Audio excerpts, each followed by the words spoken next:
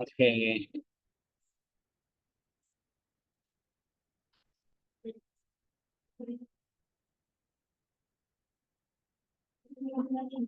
Nah, kita tetap belajar doktrin apapun, kita mulai dari Allah.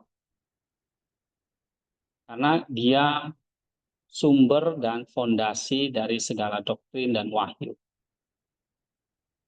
Selalu mulai dari Allah. Ya, Allah seperti apa yang kita imani, yang kita sembah. Nah, ini Damaskus menjelaskan hal itu. Walaupun saya tahu kalian sudah pernah belajar doktrin Allah. Jadi kita akan review, kita ulangi. Ya. Nah, nanti setelah itu kita akan masuk ke materi tentang Kristus, kristologinya. Ya. Nah, ini di bukunya yang kedua. Ini tentang penciptaan dulu, ya.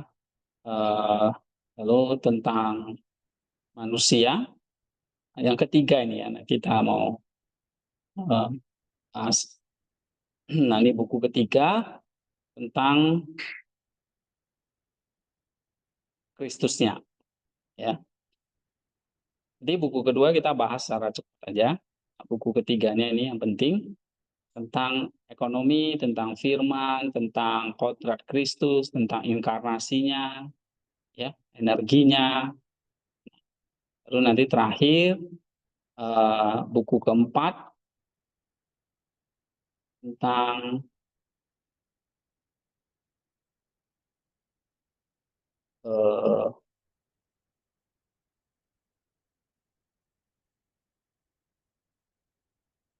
nanti buku kedua itu ada bahas tentang ini ya, termasuk juga tentang malaikat di sini dan iblis. Ini dogma 5 di sini. Ya, pasal 3 dan pasal 4. Lalu dogma 3-nya di buku 3. Ya. Nah, buku 4 ini kalau ada waktu kita akan selesaikan. Terakhir nanti buku 4 kita akan bahas hal-hal yang praktis. Misalnya tentang iman, tentang baptisan, tentang kitab suci, ya, tentang hukum Allah, hukum dosa, tentang keperawanan, tentang sunat, tentang antikristus, tentang kebangkitan, ya, tentang salib dan sebagainya. Ya. Nah, tentang salib ini udah pernah saya bahas ya. Eh, Lalu bagaimana tunggal disebut sebagai yang sulung? Ya ini jadi ini pertanyaan tentang ikon ya, tentang tidak ada dua kerajaan, Allah bukan penyebab kejahatan. Ini tentang pertanyaan-pertanyaan yang biasanya sering ditanyakan ya. Jadi, menyembah ke arah timur, mengapa anak Allah bukan Bapa atau Roh yang jadi manusia gitu ya. Lalu apa yang dimaksud dengan duduk di sebelah kanan Bapa? Nah, jadi ini pertanyaan-pertanyaan yang eh, biasanya jadi bahan pertanyaan dari umat. Kalian sebetulnya bisa pertanyakan, misalnya, kan saya bahas tuh kemarin tentang sunat Kristus. Kok Yesus kenapa disunat ya Pak? Itu kan penting, ya kan? Pak, apa sih yang dimaksud? Nah, ini kan udah menjelang Paskah ya. Nah, apa sih Pak yang dimaksud dengan eh, apa memikul salib itu? Ya, mati di atas kayu salib atau dia menjadi terkutuk karena kita ya, mati di atas saya terkutuk. Tapi Pak, apa yang dimaksud dengan masuk ke dalam Yesus mati itu masuk dalam kerajaan maut? Nah, artinya apa? Ini banyak bahas tentang akan berkaitan dengan Paskah. Ya, tentang Paskah sendiri memang eh, saya banyak bahas di buku ini ya, eh, Inspirasi Kalbu 8. Nah, ini ya bahkan berkaitan dengan Paskah. Ini ikonnya aja ada ikon Paskah nih, ya. Nah, ini kalian eh, tentang Paskah itu mulai dari Minggu Jakeus. Ya. Ini kalau kalian mau nanti kalian bisa baca di Jakeus. terus masuk ke masa puasa, pasca, ya, sampai nanti Minggu Pengampunan, lalu ini masuk masa minggu-minggu puasa atau masa masa prapaskah namanya, ya. Nanti tanggal 20 April kita Paskah. Jadi sebelumnya ada masa persiapan Paskah, yaitu puasa agung selama 40 hari. Nah, itu dimulai dari minggu-minggu itu, ya. Dari ada namanya minggu pertama, namanya minggu. Nah, ini ada namanya minggu pertama Prapaskah, ya, minggu kedua, minggu ketiga, minggu keempat, minggu kelima. Nah, baru nanti masuk ke sampai minggu kelima, ya, minggu kelima Prapaskah. Minggu keempat itu minggu Yohanes Limakus. Minggu kelima Prapaskah, ya, itu tentang minggu kelima Prapaskah Agung, ya. Nah, ini bahas tentang Markus 10. Minggu keempat Prapaskah Agung, minggu ketiga. Terus nanti di sini ada minggu kedua Prapaskah Agung, minggu tentang eh, orang lumpuh yang disembuhkan, ya. Minggu pertama Prapaskah, gitu. Lalu sampai nanti masuk ke Sabtu Lazarus, masuk Minggu Palem, baru Senin, Selasa, Rabu Kudus, ya. Lalu masuk ke Jumat Agung dan minggunya tentang penyalipan, ya, Jumat Agung dan minggunya kebangkitan. Ini semua ada, ya. Nah, itu full teologi itu. Nanti kita bahas itu tentang Paskah.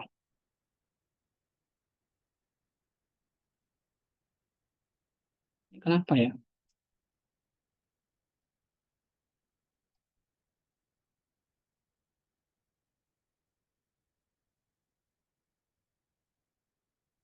Oh, ini di buku hmm,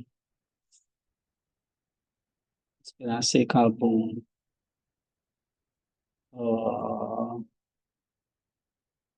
7, ya, misalnya, ya. Ini buku ini udah ada kan? Nah, itu juga ada bahas tentang Paskah. Nih, jadi ada memang itu, ini kalendernya, ya. Nggak salah saya sudah bagi di, ada yang simpan nggak itu? Perjalanan Paskah ini.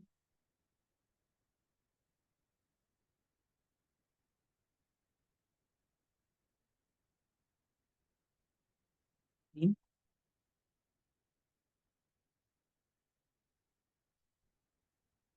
atau ini aja. Eh,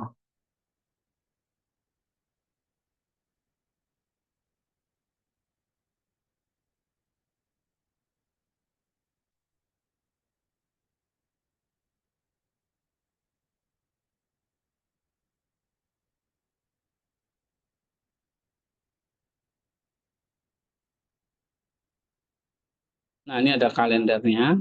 Nah, ini bisa saya bagikan. Oke, kita lihat ini, ya, gambarnya. Kelihatan? Ini. Oke, baca, ya. Nah, itu sebetulnya sudah dimulai dari tanggal 2 Februari kemarin itu apa? Minggu Zaccheus, ya. Atau sebelumnya saya bahas di ibadah pembukaan itu apa? Minggu penyerahan Tuhan.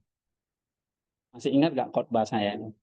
Penyerahan Tuhan itu berarti Yesus itu menaati, menggenapi hukum Taurat.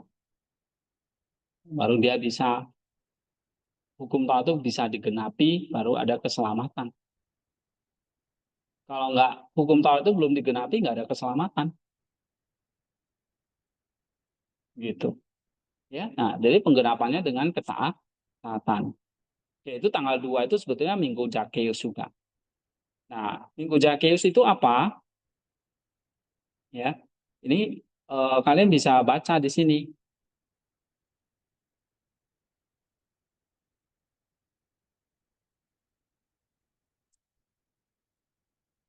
Di sini ada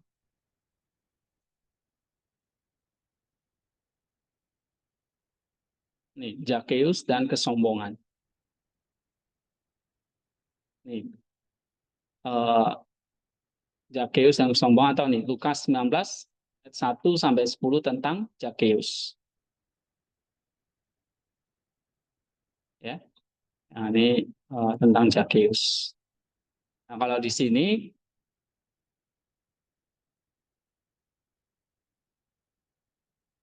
nah ini mulai dari Zacchaeus ini.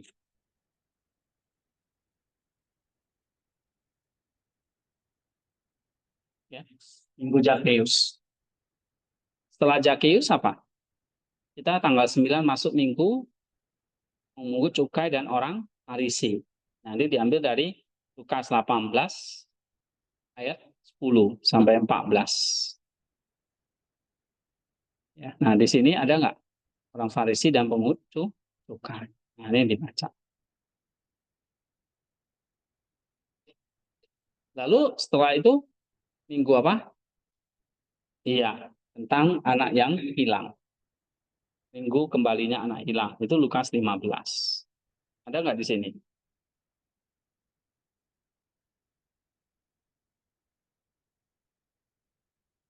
Anak yang hilang, ya kan? Oke. Setelah itu, ah, penghakiman terakhir, ya kan? Ini minggu penghakiman akhir, Matius 25. Ada nggak di sini?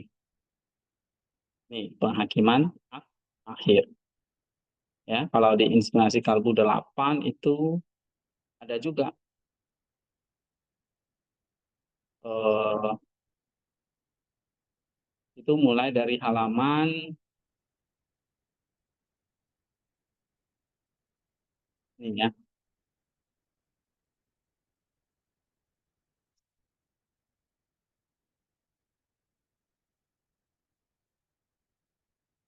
Nih, anak yang hilang atau kisah anak yang hilang. Baru ini penghakiman akhir. Nah, kalau ini orang Farisi dan mau cukai.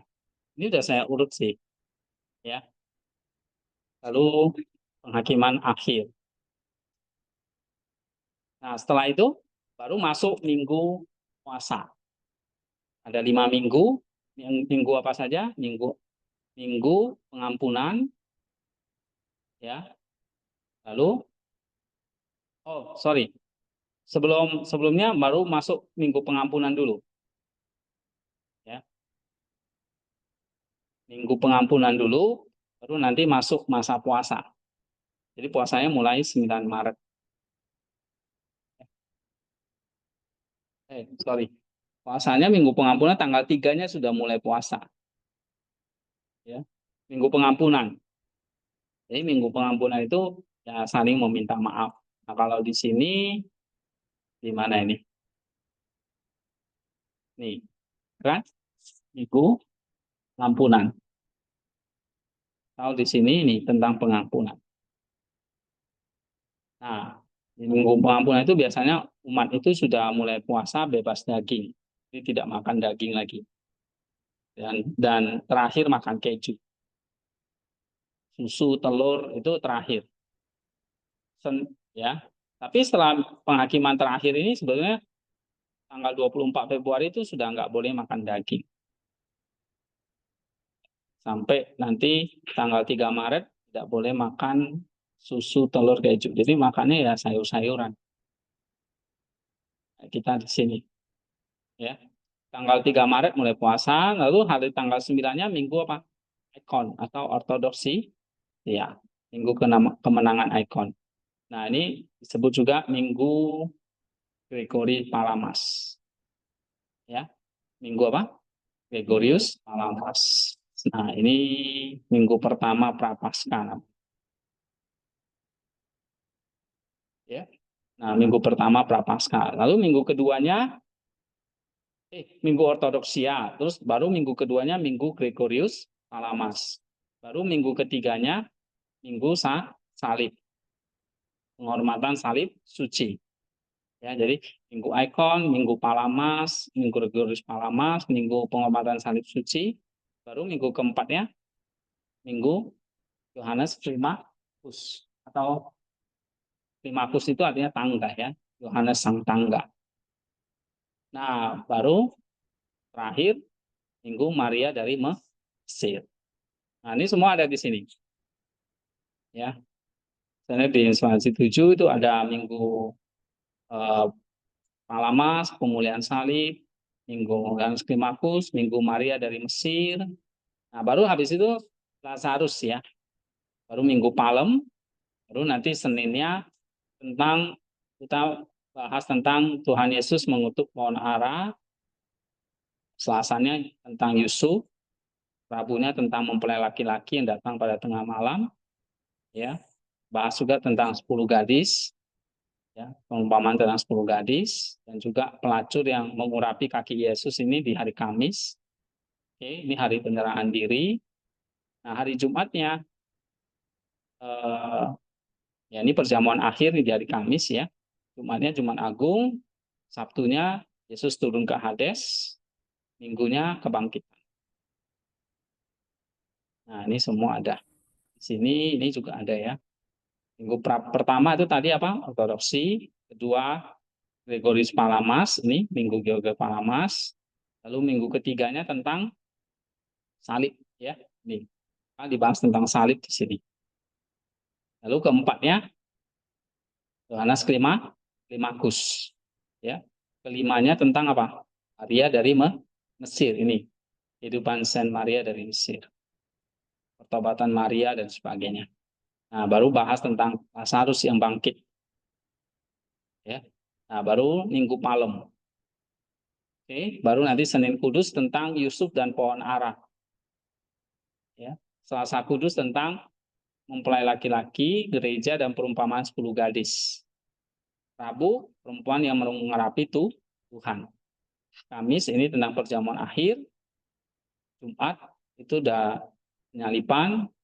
Sabtu turunnya Yesus ke dalam Hades. Yesus mengikat kuasa si penguasa maut. Ya, kemudian memilih Paskah. Nah, ini ada yang mau nggak? Mau harus baca loh. Hah? Mau nggak? Ini yang 8 udah saya kasih belum? Belum ya? Mau nggak? Gratis. Biasanya maunya gratis. Oke, nanti saya kasih di Classroom ya. Tapi waktu persiapan pasca itu sebenarnya sudah dimulai dari tanggal 2 kemarin. Minggu Jakeus. Nah, saya sudah bagi kemarin.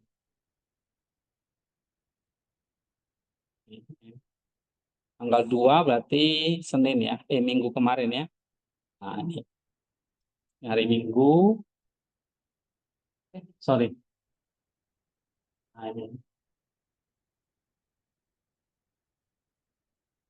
Minggu Jakeus sama Minggu penyerahan Yesus ya. Atau Minggu Presentation of the Lord.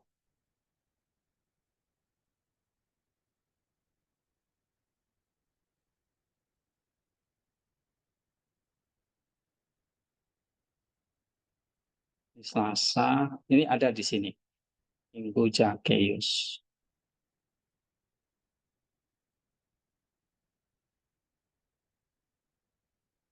Nah, ini kan.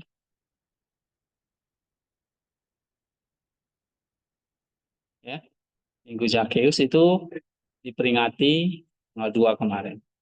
Atau tapi pada minggu yang sama itu minggu ini penyerahan Tuhan ke bait Allah. Ya. Nah, waktu itu saya khotbah itu dari nggak salah dari sini salah satunya.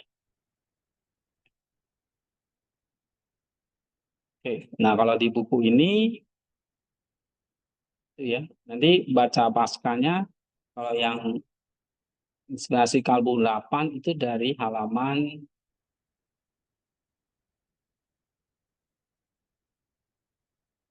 Nah ya,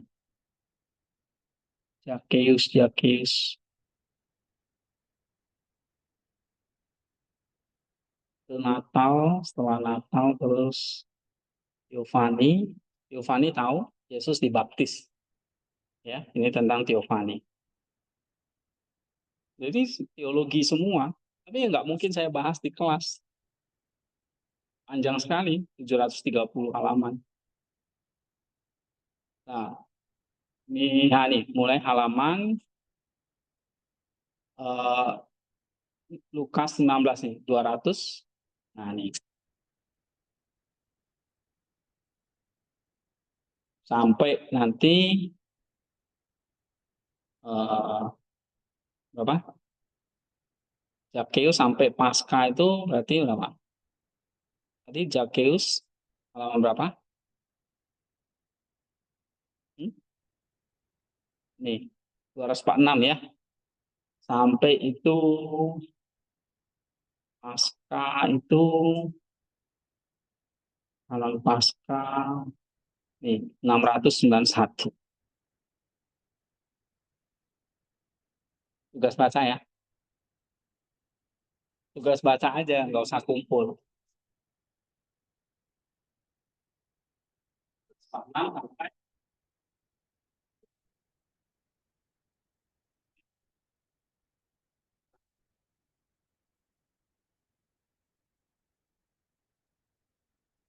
Ini semua menceritakan tadi gambar-gambar ini tadi.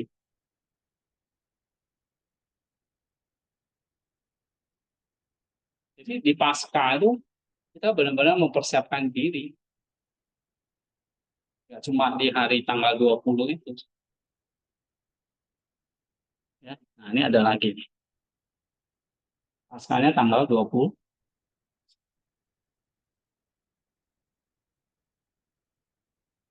Kalau kita biasanya apa? Tanggal 20 baru ingat ya. Oh iya ada pasca besoknya. Ini jauh hari dari tanggal 2. Kamu pelajari apa teologinya. Tentang Zakheus apa? Tentang orang Farisi dan Sadukai apa? Ya. Tentang anak yang hilang apa? Tentang penghakiman akhir apa? Tentang pengampunan Adam dan Hawa diusir dari Firdaus, tentang minggu ikon, minggu Palmas, minggu salib, minggu tanggal, minggu Maria dan Mesir, satu Lazarus, minggu Palem, Palma, Iman Agung, dan Paskah. Nah, ini ada di halaman ini nih.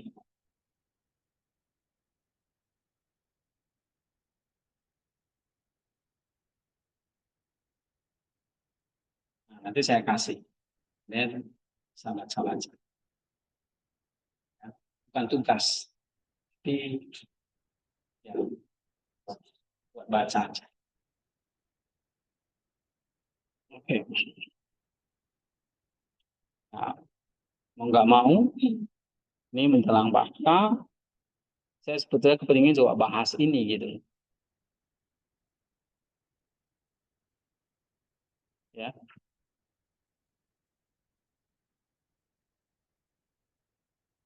coba lah ya. Ini waktunya udah tanggung, kita masuk coba Zakheus ini. Halaman berapa? 206. Ini udah lewat. Berarti setelah Zakheus apa? Besok minggu apa? Hah? Pungut, cukai, dan orang Farisi. Setelah itu, yuk, apa enggak? Iya. Setelah itu, habis itu, pengampunan. Ya, good. Setelah itu masuk Pasca. Prapaskah ya, bukan Paskanya, Prapaskah atau namanya Samen. Apa? Land, puasa agung. Itu selama 5 minggu, ya kalau kita hitung 40 hari. 5 kali 7 berapa? Dari 5. Ya, nanti ditambah eh, minggu sebelumnya. Jadi dari tanggal 3 itu sudah puasa sampai tanggal berapa itu? Jadi setelah minggu pengampunan, Tanggal 2, tanggal 3-nya sudah puasa. 3 sampai tanggal 19. Paskanya tidak puasa lagi. Hari Minggunya enggak. Jadi puasanya sampai Sabtu, tanggal 19. Jadi 3 Februari sampai tanggal 19 April. Lebih dari 40 hari. Tapi masa lennya itu sendiri 10 hari ya. Dari 43 sampai berakhir di tanggal ini belum Minggu Palem. Tadi sampai Sabtu Selasa terus ya. Jadi tanggal 3 sampai tanggal berapa ini? 12. Ya kan? Tanggal 13 Minggu Palem itu masih puasa, tapi masa lainnya itu sampai terakhir akhirnya dari Mesir. Itu kan 5 minggu kan? Nah, 5 kali 7, 35, 5 harinya lagi adalah itu sampai hari Jumat itu. Sabtu Lazarus dan Minggu Palem itu udah nggak dihitung. Itu bukan, itu sudah bukan masa lem, tapi pekan kudus. Apa? Pekan kudus. Jadi hari-hari Yesus itu masuk ke Yerusalem itu dimulai dari Sabtu Lazarus. Jika dia datang ke Betania, Betania kan dekat Yerusalem, ya kan? Nah, besoknya dia ke Yerusalem. Itu di hari Kamisnya dia ditangkap, dia disiksa, Jumatnya dia disalib di Yerusalem itu. Jadi pekan kudus itu mulai dari Sabtu Lazarus, Minggu Palem, ya. Nah, itu sampai nanti ya nih. Berarti puasanya 40 hari itu dari tanggal 3 mana? 3 Maret ya, minggu ke-6 nanti tanggal 2, tanggal 3-nya ada puasa. Sampai 3 Maret itu sampai apa? 11. Ya kan? 11 April. 12-nya Sabtu Lazarus, tanggal 13-nya tanggal 13-nya Sabtu ya. Benar nggak sih? 13-nya Minggu Palem ya. Nah, tanggal 12-nya Sabtu Lazarus, jadi tanggal 11. Jadi puasanya tanggal 3 Maret sampai 11 April. Ya, kira-kira 40 hari. Ini puasa 40 hari namanya. Harus tahu. Ini namanya Lent. Ini biasa konsisten itu kita masa-masa kita bertobat, meratapi dosa-dosa kita datang kepada Allah dengan sungguh-sungguh. Makanya ada minggu-minggu seperti itu. Tapi minggu Jakius, minggu pungut cuka itu minggu persiapan menuju puasa. Persiapan menuju puasa. Tapi puasa itu adalah persiapan menuju pasca itu puncaknya. Pasca itu adalah perayaan yang paling tinggi. Ya, induk dari semua perayaan. Bukan Natal, bukan Pentakosta, tapi Paskah. Nah, itu dalam keputusan timur. Nah, hari ini kita coba ya. Sebenarnya sudah mulai dari Zakheus. Kita bahas saja Zakheus ya. Minggu depan kita baru mulai ini deh. Bahas tentang Damaskus ya. Yang ini. Kita minggu depan mulai bahas ini ya. Salah satu ini ya. Tapi ini kita coba. Ini kita baca ini dulu ya. Halaman berapa? 246.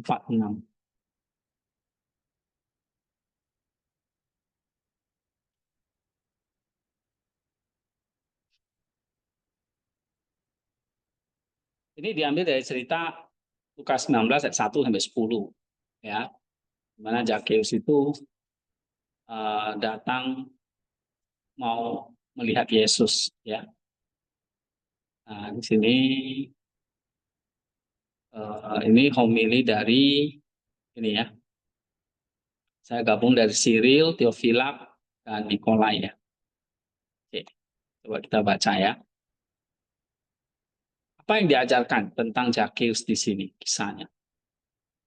Ini dalam konteks kita mau menyambut Paskah. Ya. Coba baca Rahmat Wijaya, coba baca.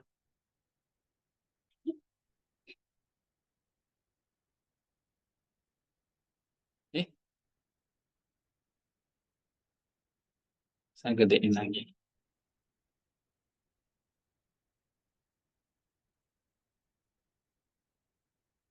Nah, oke, Rahmat, yang semangat.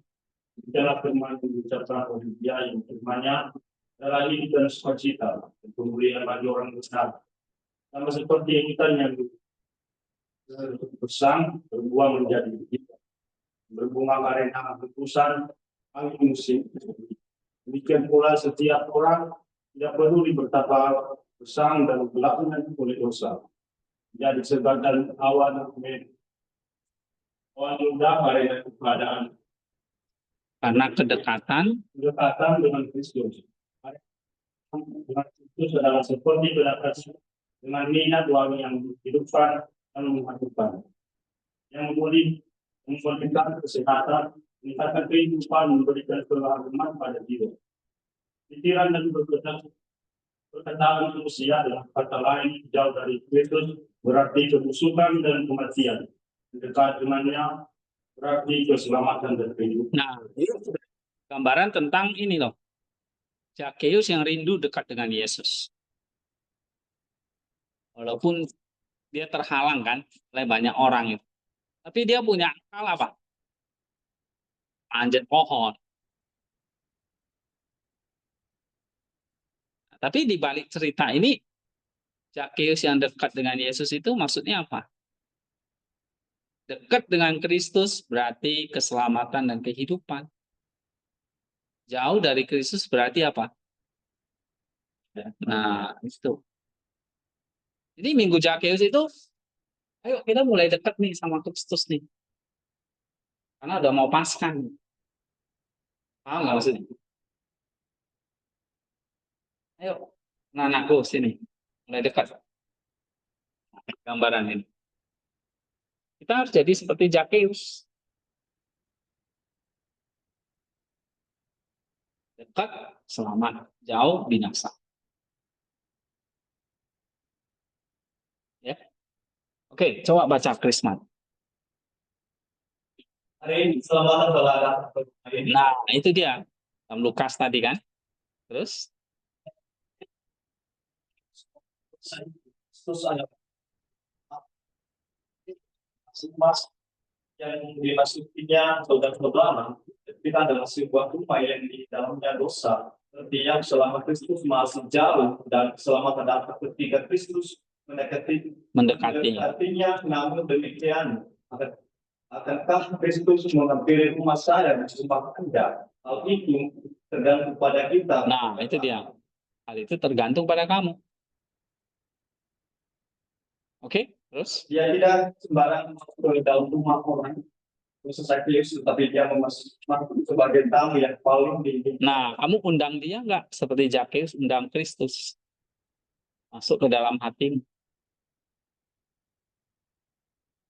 Ya, terus? Zakheus yang bertubuh kecil manjat ke atas pohon agar dapat melihat Tuhan Yesus dengan matanya sendiri. Oleh karena itu Zakheus mencari dia.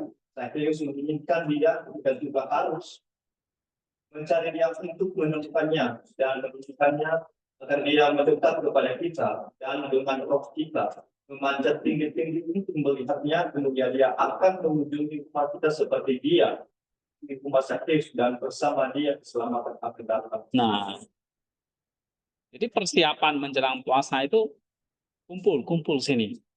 Ayo mendekat kepada Kristus. Ya, ini artinya. Jadi koreksi diri, nah ini ya cara berpartisipasinya. Koreksi diri dari kejatuhan pada kehendak tubuh, berlari memanjat pohon rohani melalui puasa yang menuntun ke tempat tinggi di mana Kristus ada. Disiplin bagi pengendalian hawa nafsu, agar ketika Kristus melawat kita, rumah hati kita telah tersapu bersih. Jadi ingat Zakheus itu ingat tentang rumah, ingat tentang pohon, ya kan? Dia manjat pohon, dia ngundang Yesus makan di rumahnya.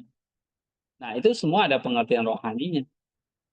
Nanti kalau kamu belajar eksegesis Lukas 19, ya, misalnya dalam eh,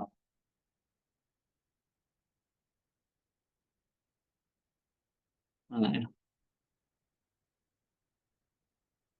Nih, dan Lukas 19. Nah, kamu akan lihat apa spiritual meaning-nya dalam Lukas 19 itu. Nih, tentang Zakheus. Yesus masuk ke kota Yeriko dan berjalan terus melintasi kota itu.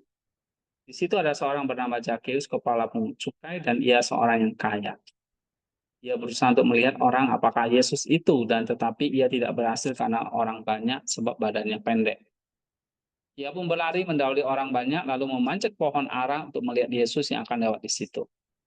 Ketika Yesus sampai ke tempat itu, ia melihat ke atas dan berkata kepadanya, Zakheus, segeralah turun, sebab hari ini aku harus menumpang di rumah. Nah, perkataan Yesus itu menumpang di rumahmu, itu ada apa? Kalau kita belajar tadi di eksegesis, itu bukan hanya bahasa manusia kan? Bukan hanya soal rumah manusia, tapi ini ada makna roha, ada bersifat ilahi. Seingat kan tadi ya tentang natur kitab suci itu ada ilahi dan manusiawi. Secara manusia ya Yesus datang ke rumah Zakheus. Tapi secara ilahi artinya apa? Nah, artinya nanti kamu baca ini apa artinya nih? Hah? Artinya apa ini?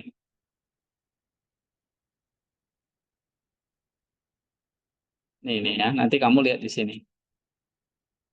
Nih, artinya apa ini? Aku hari ini harus tinggal di rumahmu. Ada artinya,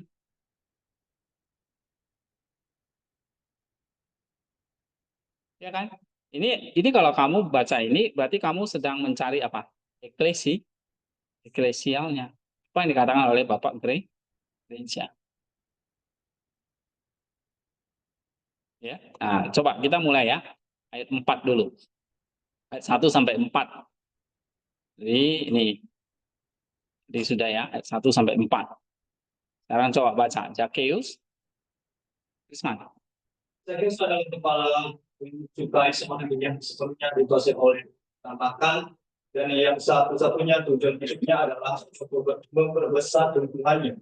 Dan demikian dibiasakan untuk cukai meskipun Paulus menyebutnya penyembahan berhala yang mungkin hanya pantas dilakukan oleh mereka yang tidak mengenal Allah. Dan ketika mereka tanpa malu-malu mengakui kebenaran ini, Tuhan dengan sangat agung menyatukan mereka dengan para pelacur dan berkata kepada pemimpin Yahudi, pelacur-pelacur dan pengunjung cukai akan mendahului kamu masuk ke dalam kerajaan Allah. Tetapi saya tidak termasuk di antara pemimpin Yahudi itu. Dan Zakheus dianggap layak menerima belas kasihan di tanah Kristus. Karena dia yang memanggil orang yang jauh dan memberi terang kepada orang yang berada dalam kegelapan. Iya. Jadi lihatlah ada orang yang bernama Zakheus. Berarti siapa Zakheus itu? Orang kepala pungut pajak. Pasti ya banyak uang. Ya, dan dia nggak disukai sama orang-orang. Nah, Zakheus ini orang yang dianggap dikuasai oleh harta, ketamakan. Nah, tapi Zakheus dianggap bukan seperti itu. Tidak termasuk di antara pemimpin Yahudi itu. Dia dianggap layak menerima belas kasih yang di tangan Kristus. Sebab apa? Karena Kristuslah yang memanggil orang yang jauh dan memberi terang kepada orang yang berada dalam kegelapan. Ya, tapi kalau seandainya Zakheus nggak manjat pohon, kira-kira Kristus datang ke rumahnya nggak? Ya, harus manjat pohon. Berarti kita harus panjat pohon kita. Kita dikuasai dosa, ketamakan, pungut cukai kita. Tapi ada Kristus yang lewat. Cuma kamu pendek kayak Zakeus. Kamu harus manjat pohon, manjat. Nah, manjat itulah kamu datang ke Kristus dengan usahamu. Lalu Kristus menjumpai kamu dan di sini dia apa? Iya. Terus coba sebelahnya nih. Siapa? Iya.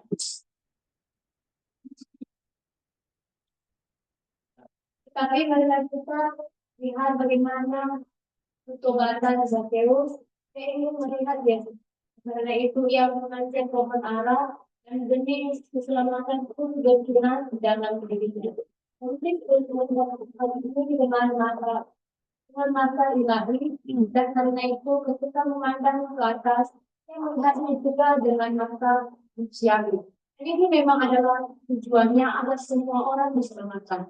Yang menemukan keselamatan lemah lembutannya kepadanya dan mendorongnya katanya. Engkaulah Tuhan menemukan kelemahan segera sebagian berusaha untuk melihat dia, tetapi orangnya menghalanginya bukan karena orang banyak itu, melainkan karena kesulitannya dan dia adalah orang yang kecil. Bukan hanya dari segi jasmania, tapi juga dari segi rohania. Dan tidak ada jalan lain baginya untuk melihat dia, kecuali dia membangkitkan dari bumi dan naik ke atas pohon ara yang akan dilalui Kristus. Nah, oke, kamu lihat nggak di situ? Bagaimana dia memanjat pohon ara? Itu maksudnya apa? Ya berusaha untuk melihat dia. Tapi banyak penghalang. Sama kalau kamu mau datang kepada Kristus, penghalangmu apa? Dosa.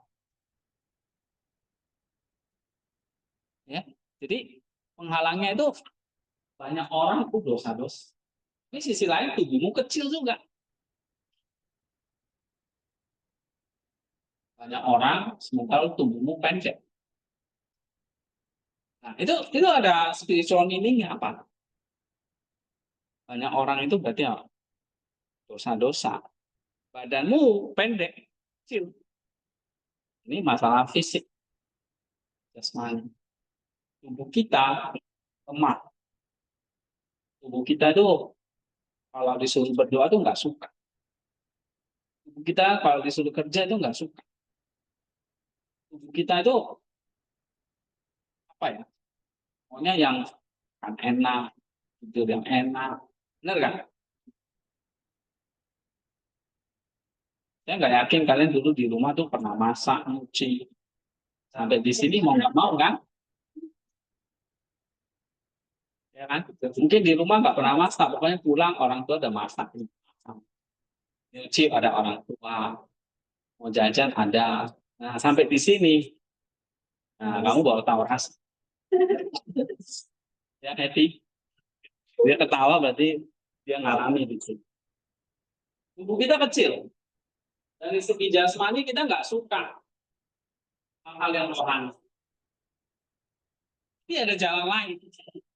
Apa? Jalan lainnya apa? Kamu harus dibangkit dari bumi. Dan naik ke atas pohon. Jadi, walaupun tubuhmu kecil, kamu bangkit dong. Manjat dong. Nah, jadi jangan mau kalah sama dosa. Ya. Jangan mau kalah sama dosa. Kamu sudah dibangkitkan dari itu.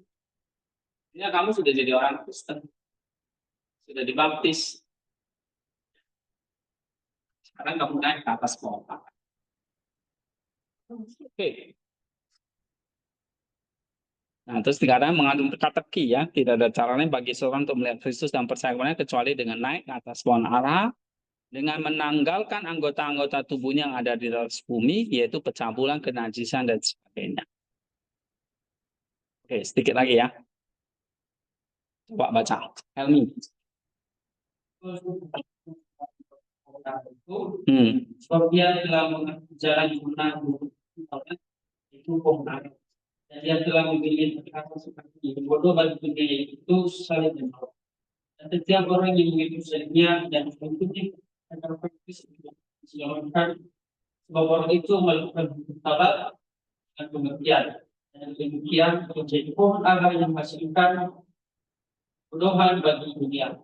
Itu Zakheus tahu bahwa dia siap untuk taat dan sungguh-sungguh untuk beriman dan siap untuk berubah dan kejahatan kepada kebajikan maka Tuhan nantinya dan Zakheus akan meninggalkan saudara itu untuk mendapatkan dia.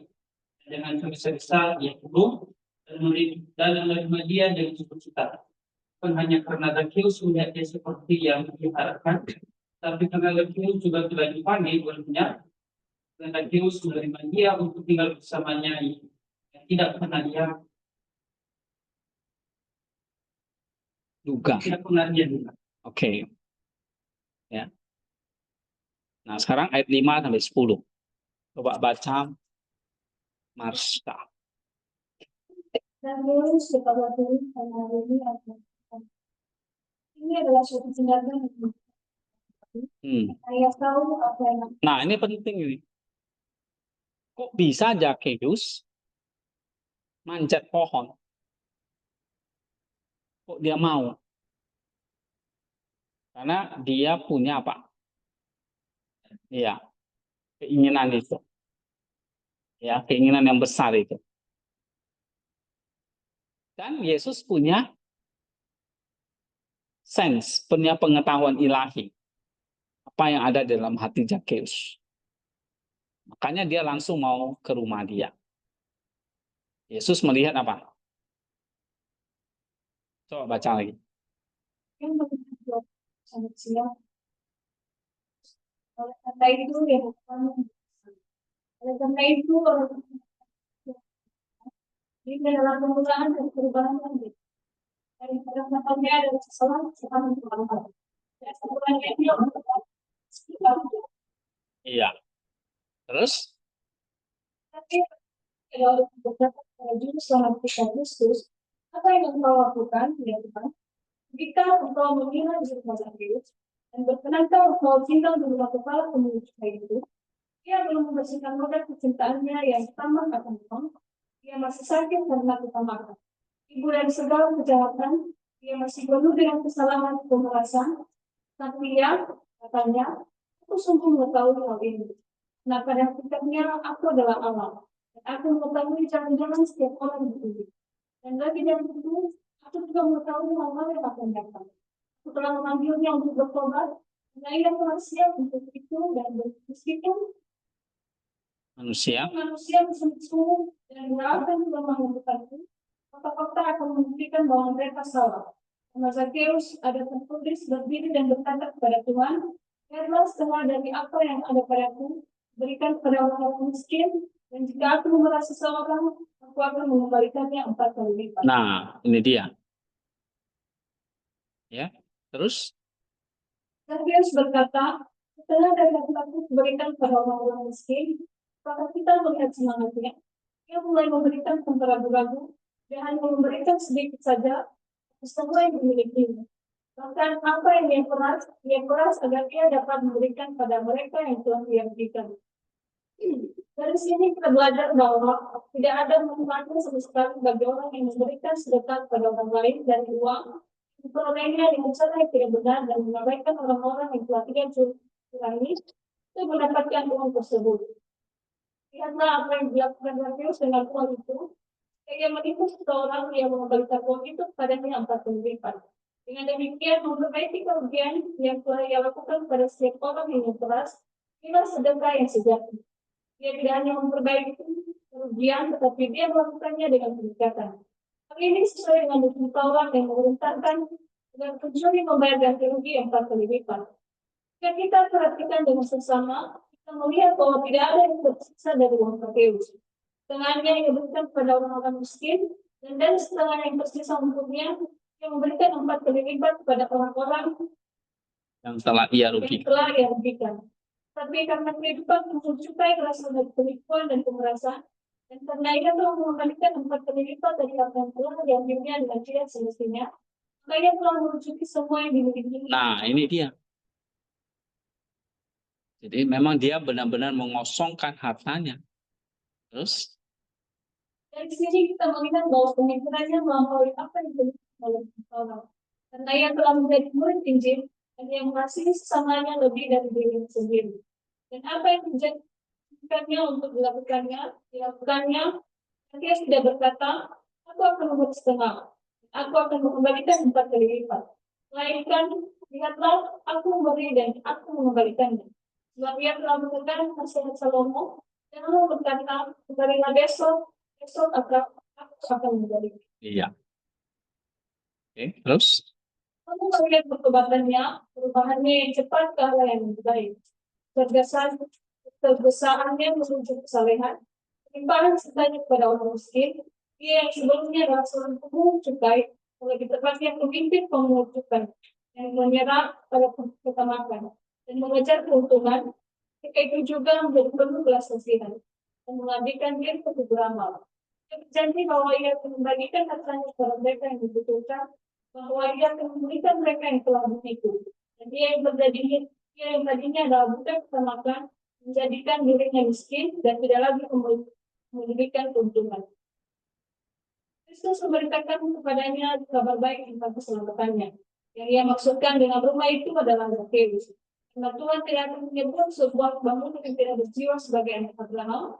Jelaslah bahwa Tuhan menyebut pemilik rumah yang masih hidup ini sebagai anak Abraham. Karena Zakheus sama seperti bapa leluhurnya dalam 2 hal. Ia percaya dan diperhitungkan sebagai orang benar dan kaitannya. Dan dalam hal ini, dan dalam hal uang yang murah hati dan murah hati adalah orang miskin. Perhatikanlah bahwa Tuhan berkata bahwa Zakheus sekarang adalah anak Abraham.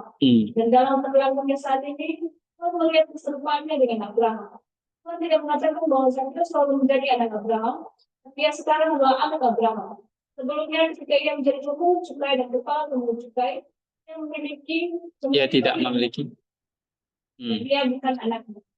Untuk membungkam mereka yang mengeluh bahwa Tuhan datang untuk menjadikan orang berdosa, dia berkata, anak manusia kepada mereka, dia berkata, Anak manusia datang untuk mencari dan menyelamatkan yang hilang. Dan untuk mengajarkan hal ini kepada mereka, dia berkata, hal ini adalah keselamatan bagi keluarga ini. Karena ia adalah anak Abraham. Karena di mana Kristus masuk, di situ pasti ada keselamatan. Demikianlah kiranya ia juga ada di dalam kita, dan ia ada di dalam kita. Dan kita percaya sebab ia diam di dalam hati kita oleh iman, dan kita adalah tempat kediamannya. Maka langkah baiknya jika orang-orang yang bersuka-cita karena Zakheus diselamatkan secara ajaib. Nah, ia juga termasuk di antara anak-anak Abraham, yang kepadanya Allah telah menjanjikan keselamatan di dalam Kristus melalui para nabi yang kudus, dengan berfirman, dari Sion akan datang seorang juru selamat yang akan menghapuskan kesalahannya pun, dan inilah perjanjianku dengan mereka, yaitu bahwa aku akan memikul segala dosa mereka. iya. Kesimpulan, Kesimpulan, barang siapa menjadi pemimpin yang harganya penuh dalam kejahatan, maka ia tidak memiliki pertumbuhan rohani. Karena daging dan roh berlawanan satu sama lain. Dan karena itulah ia dapat melihat Yesus di tengah-tengah orang banyak, kepung oleh banyak hawa nafsu dan usaha duniawi, dia dapat melihat Yesus bertindak, dan berjalan. tumpah. Terus, Orang seperti ini tidak dapat mengenali tindakan-tindakan sebagaimana adanya, dan bertindak dan bergerak di luar kita. Tapi orang seperti itu yang tidak pernah melihat Yesus lewat, tidak dapat melihat Kristus dalam tindakan-tindakan. Kadang-kadang akan berubah dari kelalaian dan sadar. Kemudian dia akan mengajak ke pohon ara semua kesenangan dan kemanisan. nah, jadi memanjat itu berarti kamu harus melewati apa? Iya. Ya memang harus ditanggal. Kalau enggak, kamu nggak bisa panjat. Terlalu berat bawaanmu gitu. Ya, terus Seperti yang dilambangkan oleh buah ara dan menganggapnya sebagai orang yang bodoh dan nafsu, menjadi lebih tinggi dari sebelumnya dan mendaki dalam hatinya. Ia dilihat oleh Yesus dan dapat melihat Yesus, dan Tuhan berkata kepadanya, "Geralah turun dan berarti, lalu kesempatan untuk naik ke kehidupan yang lebih tinggi, turunlah sekarang dengan merendahkan diri, supaya kesombongan dan kebanggaanmu tidak membuatmu jatuh. Tegaklah dan berkatalah dirimu, Kalau kau merendahkan diri, aku akan tinggal di rumahmu. Karena aku harus tinggal di rumah orang yang rendah hati. Pada siapakah aku akan memandang? Jika bukan pada orang yang rendah hati dan lemah lembut, yang gentar terhadap firman-Ku. Orang seperti itu memberikan separuh hartanya kepada setan-setan yang dilarang. Karena substansi kita ada dua, daging dan roh. Orang benar memberikan semua substansinya, dagingnya, pada orang-orang yang benar miskin. Nah, jadi kenapa kok dikatakan, dikisahkan, Zakeus itu memberikan semua hartanya?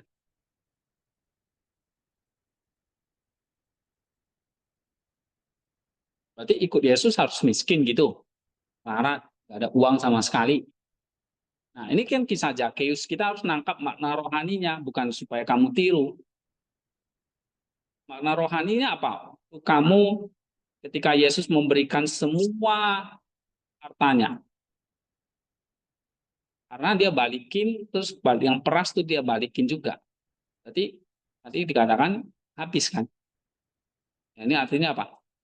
Artinya ini, kamu memberikan semua substansi daging kepada orang-orang yang benar-benar miskin, yaitu setan-setan yang miskin akan segala sesuatu yang baik. Gitu.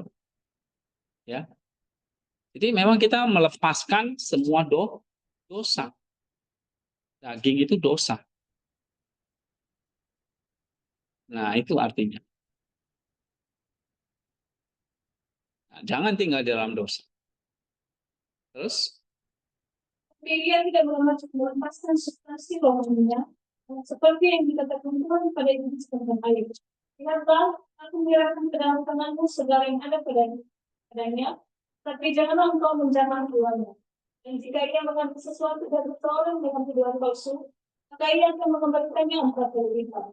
Ini menunjukkan bahwa jika seseorang bertobat dan mengikuti jalan yang berlawanan dengan jalan kejahatannya yang lama, ia menyembuhkan dosa-dosanya yang lama melalui 4 kebajikan, yaitu keberanian, kehati-hatian, kebenaran, dan penguasaan diri.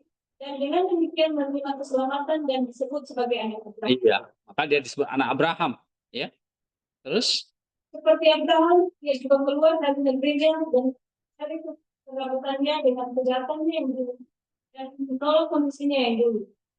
Ia sendiri adalah keluarga bapaknya, yaitu Idris. Oleh karena itu, ia keluar dari rumah bapaknya, yaitu ia keluar dari dirinya sendiri dan berubah, ia mendapatkan keselamatan sama seperti Abraham. Amin. iya. Anak Abraham seperti Abraham yang keluar dari rumah ayahnya. Berarti ia keluar dari dirinya yang lama dan menolak kondisinya yang dulu. Nah, dia menolak keluarga bapaknya yang lama yaitu iblis. Ia keluar dari rumah bapaknya, maka ia keluar dari dirinya sendiri dan berubah, ia mendapatkan keselamatan. Ya. Nah, ini tafsirnya bagus sekali ya. Ini saya ambil dari ketiga ya. Cyril, Theophilak, dan Nikolai.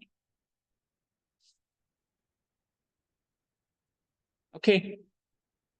Dari kalian ada feedback apa? Hari ini belajar apa? Biasakan memberikan responnya. Tentang Zakeus. Belajar dari kehidupan Zakeus. Dia benar-benar berusaha untuk mengikuti Yesus Kristus dan hatinya yang tulus, sehingga dengan hati yang tulus ini Yesus Tuhan juga merespon kemauan dari Zakeus ini, bahwasanya dia ini mau bertobat, benar-benar bertobat dan mengikut Yesus Kristus. Iya. Dia tunjukkan dengan meninggalkan dagingnya. Seperti Abraham meninggalkan rumah leluhurnya. Maka Yesus menyebut dia sebagai anak Abraham. Ya. Nah, Zakeus mengajarkan kepada kita untuk apa? Mendekat mencari Yesus dengan menanggalkan semua dosa-dosa kita. Ya, ini kan banyak orang ini ya, ini kan. Ini kayak dosa-dosa kita yang menghalangi kita.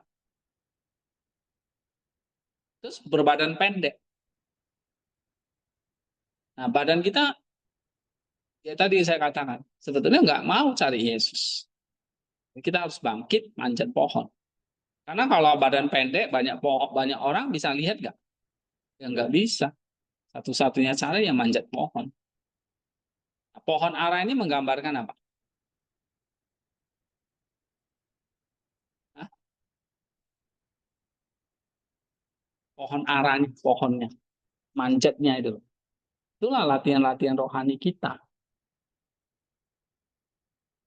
Ya, kayak pohon itu kan kamu panjat sampai atas, ya kan? Kan kamu nggak terbang kan? Kamu mesti panjat. Nah, panjat itu kan kayak kamu naik tangga, benar? Satu kan? Ini seperti kerohanian kita. Jadi untuk bangkit melawan dosa, melawan tubuh yang malas ini, tubuh yang kecil ini, caranya gimana? Kan? Saja. Supaya kamu bisa melihat Yesus. Nah, cara manjatnya gimana? Ya udah, semua manjat pohon gini. Nah, juga makna rohaninya. Kita tuh memang manjat pohon bahasa manusiawinya, tapi makna ilahinya apa? Latihan rohani, latihan rohani. Kamu manjat tangga itu satu-satu.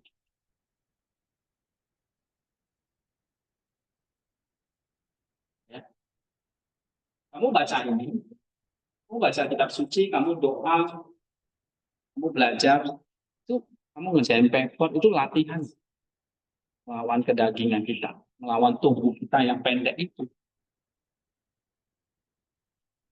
Ya. Tubuh kita pendek di semua. Apalagi Helmi. Ah, belum banyak teman-teman ini pulang orang berdosa semua. Ya, sama seperti gambar ini kan. Lalu gimana ini, Helmi? Tubuhmu pendek, lalu banyak teman-temanmu yang suka berdosa. Nah, asal jangan kabur. Ya, naik pohon kan? Apa pohonnya? Pohonnya pohon kelapa. Ini pohon ara. Pohon ara nggak ada kita di sini ya. Ya, pohon jadi kita manjat hal-hal spiritual. Jadi mulai semester ini latihan lagi, manjat. Minggu dulu coba. Ya. Sampai nanti kamu di atas Kristus. Lalu Kristus akan ngomong apa? Turun Zakheus, saya mau menumpang. Nah, rumah itu maksudnya bukan bahasa manusia ini ya rumah, rumah beneran. Tapi ilahinya apa? Makna ilahinya rumah itu ya kamu, diri kita sendiri. Jadi Tuhan menumpang di rumahmu, maksudnya Tuhan masuk ke dalam diri kamu, dalam hati. Itu. Tapi yang pertama mana dulu? Manjat dulu atau masuk dulu? Manjat dulu. Ya. Oke. Kita sama-sama dah belajar di sini semester ini. Kita manjat itu ya kamu belajar kitab suci. Kamu baca doa itu kamu sedang manjat pohon. Kenapa perlu manjat? Kita banyak dosa, badan kita kecil. Ya, banyak dosa karena banyak orang menghalangi Zakheus, terus badannya kecil. Badan kita harus dilatih.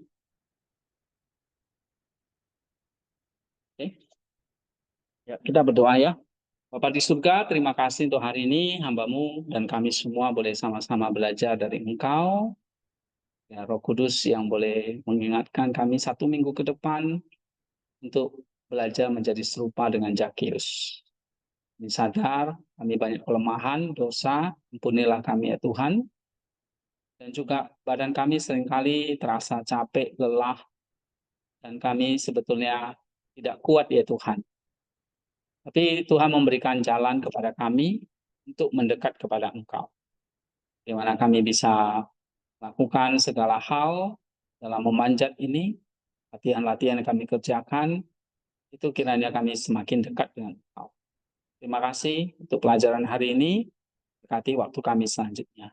Kami juga berdoa teringat saudara kami Risna yang sedang berduka cita. Tuhan juga hiburkan dia di tengah masa duka bersama dengan orang tua, ayah yang telah ditinggal oleh ibunya. Kami berdoa untuk roh jiwa dari mamanya, kiranya malaikat boleh menuntun dia sampai Firdaus. Dan juga keluarga yang ditinggalkan, adik-adik Risna dan juga orang tua papanya, Tuhan Roh Kudus boleh menghibur mereka. Dan kami berdoa dari jauh ini, kami serahkan Risna ke dalam tangan-Mu. Tuhan tolong dia dan keluarga yang ada di sana. Terima kasih Tuhan, kami serahkan doa ini dalam pimpinan-Mu, dalam nama Tuhan Yesus kami sudah berdoa. Amin. Oke, thank you.